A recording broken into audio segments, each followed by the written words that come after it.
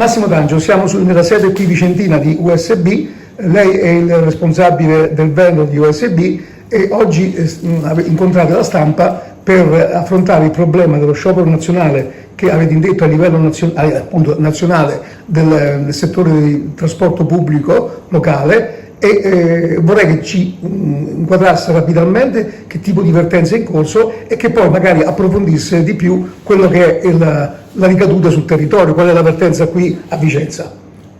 Certo, questo è il quarto sciopero che facciamo nell'arco di qualche mese. Il trasporto pubblico locale è praticamente bistrattato da anni. Siamo in una situazione in cui i lavoratori vivono il lavoro in maniera indecente, sottopagati, sempre alle prese con situazioni di emergenza, sempre sotto praticamente rischi di essere in qualche modo picchiati. Ecco, è diventato un lavoro difficile che non compensato. Questa è la situazione che ci porta a scioperare, quindi un adeguamento salariale vero. I lavoratori vogliono salario vero e sicurezza, quello che chiedono anche a Vicenza, no?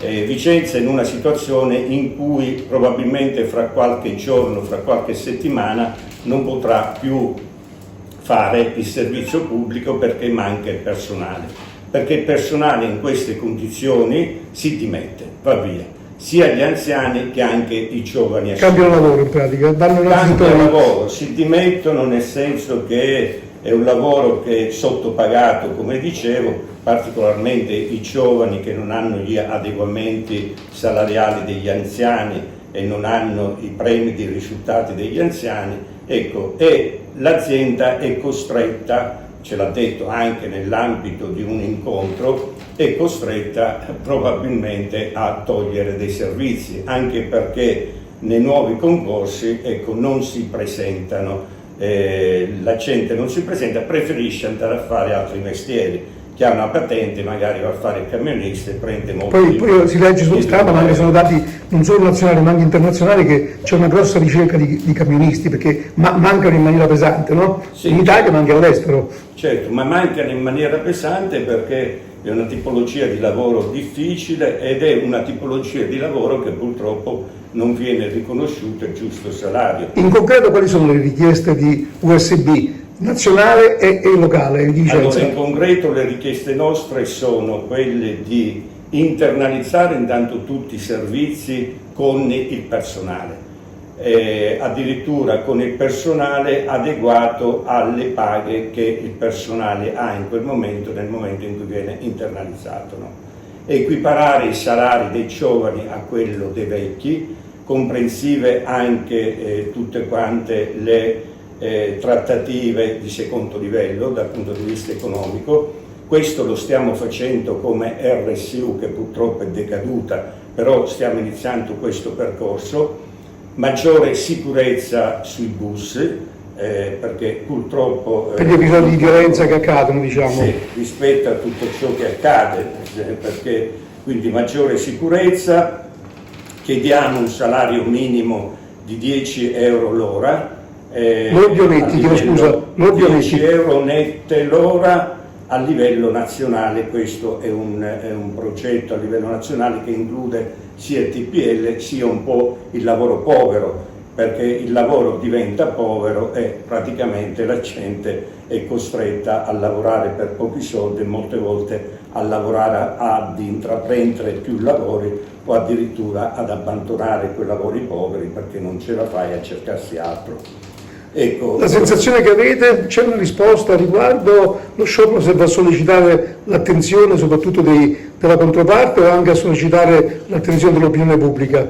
Ma noi stiamo avendo una risposta da parte dei lavoratori a livello nazionale, una presa di coscienza molto forte, nel senso che la categoria è una categoria che ha capito che ha un potere contrattuale abbastanza grosso, se si fermano i trasporti si ferma la nazione, no? Certo.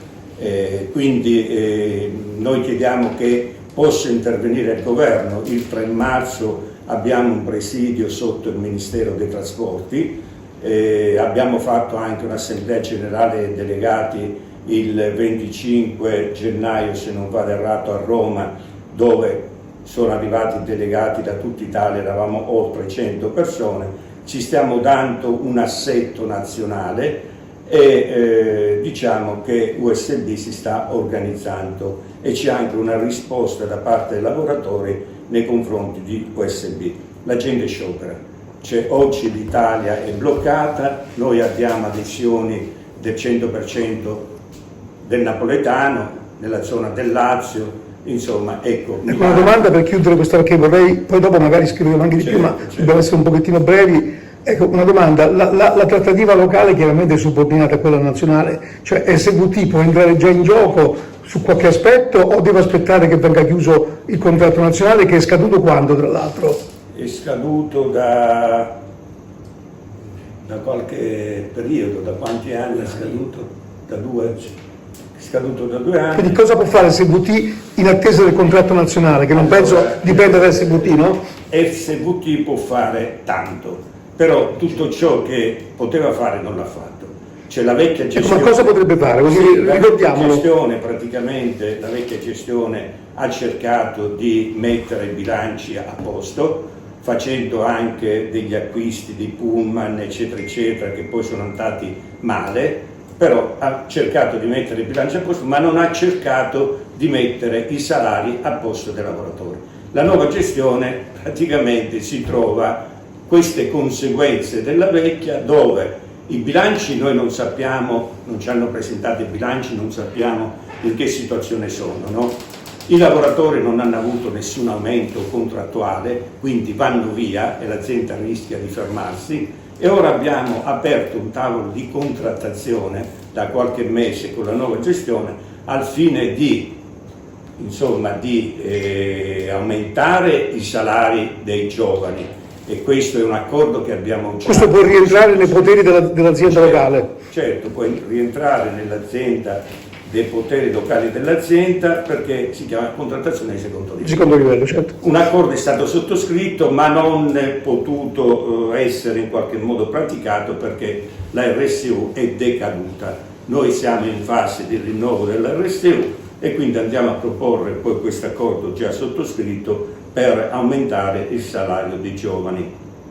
Questo già è un elemento importante. Dobbiamo anche mettere a posto quella famosa fusione avvenuta parecchi anni fa tra AEM, ex AEM e Ferrovie e Tranvie Vicentine, dove il famoso zainetto, cioè le 2 aziende si fondono, ma dovevano trovare un equilibrio anche salariale, perché l'urbano rispetto all'extraurbano erano delle situazioni diverse. E ad oggi questo equilibrio sarà... Era a favore dell'urbano o dell'extraurbano la retribuzione? No, ma c'erano delle competenze che prendeva l'urbano ma non l'extraurbano, insomma, bisognava equiparare. Attualmente SWT appartiene al comune di Vicenza, alla provincia di Vicenza, sì. Basta, giusto? Sì.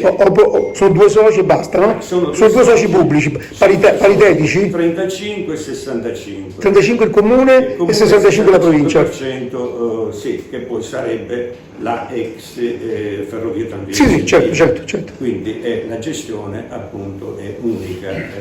Va bene. 65 e 35 hanno fatto questa società. Vabbè, noi cercheremo anche di sentire anche la controparte, vediamo un po' di capire quale può essere la risposta, perché questa è la posizione di USB, che mi sembra condivisa anche dai lavoratori, soprattutto mi sembra, è condivisa dai lavoratori non soltanto a livello locale, come le dicevo, ma anche a livello nazionale. È una questione vecchia che si sta trascinando nel tempo e vedremo di fare il possibile perché intanto anche le persone che sono utenti dei pullman siano a conoscenza di questa situazione di disagio, magari perlomeno per poter dare un supporto morale a chi lavora ogni giorno, ed è un lavoro defatiante sicuramente, e vedremo anche di sentire anche la controparte con lo scopo non di far polemica, ma per magari poter sollecitare una maggiore attenzione e che questo problema non rimanga confinato nelle salette in cui si fanno le trattative e la gente non ne sappia nulla. Bravo. E alla controparte noi chiediamo un appello, no? perché c'è un contraddittorio che stiamo vivendo con USB in queste ore. Cioè USB praticamente internalizza alcune lavorazioni che attualmente li fa una cooperativa Ideal Service, no? USB o SVT? No, scusa, Società Vicentina. Ecco che avete detto SVT internalizza, No. penso che sia difficile. Scusa, internalizza praticamente delle lavorazioni che sta facendo una cooperativa, no? La Ideal Service. Internalizza queste lavorazioni e Ideal Service ci manda una richiesta di incontro per procedure di mobilità. Certo. Quindi SVT internalizza, la cooperativa licenzia 7 persone. E non assorbe questo personale, logicamente. No, allora noi ci chiediamo un punto interrogativo, no? Questo personale, questi 7 subberi, no, hanno tutti la patente. È gente che ha la patente, gente che fa soccorso nei confronti dei bus che restano per terra, insomma è gente che ha anche esperienza di guida, ex autisti, eccetera, eccetera. Noi ci chiediamo, ma perché Società Vicentina Trasporti questi 7 subberi non li assorbì? Visto che manca personale, diciamo. Visto che mancano autisti, no? Vabbè, lasciamoci con questa domanda, che mi sembra molto secca e molto chiara.